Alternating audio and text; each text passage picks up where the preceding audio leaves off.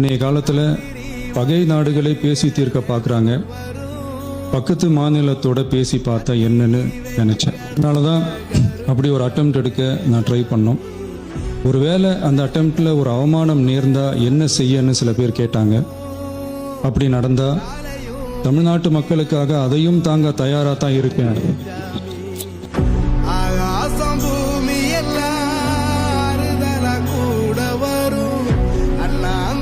இன்றைய காலத்தில் பகை நாடுகளை பேசி தீர்க்க பார்க்குறாங்க.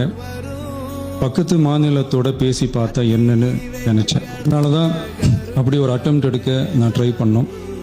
ஒருவேளை அந்த அட்டெம்ப்டில் ஒரு அவமானம் நேர்ந்தால் என்ன செய்யன்னு சில பேர் கேட்டாங்க. அப்படி நடந்தால் தமிழ்நாட்டு மக்களுக்காக அதையும் தாங்க தயாராக தான் இருக்கேன்.